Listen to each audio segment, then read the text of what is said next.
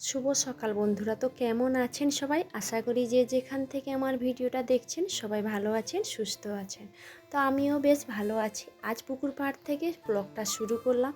তো উঠেছি অনেকটা ভোরে, ঘুম থেকে উঠেই অন্যান্য কাজকর্মগুলো, ঘরে টুকিটাকি কাজকর্মগুলো সেরে নিয়েছি। তারপর সোজা চলে এসেছি পুকুর পাড়ে বাসন মাজতে। এত পরিমাণে বৃষ্টি হচ্ছে, যেই একটু বৃষ্টিটা কমেছে তেমনি আমি বাসনগুলো ভাবলাম পরে অন্যান্য কাজকর্মগুলো পরে শেষ করব, আগে আমি বাসনটা মেজে নিয়ে আসি।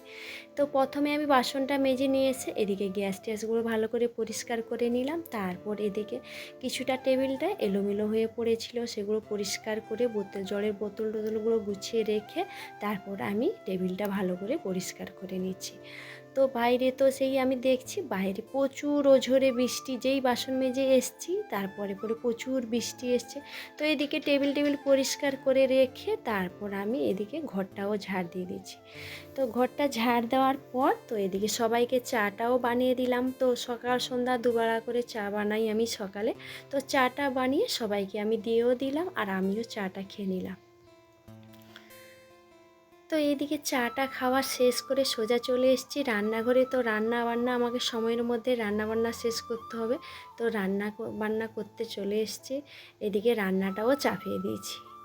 তো আজকের সব সময় আমি জোড়া উনানে রান্না করি, আজকের একটা উনানে রান্না করছি কারণ প্রচুর জল উনানে।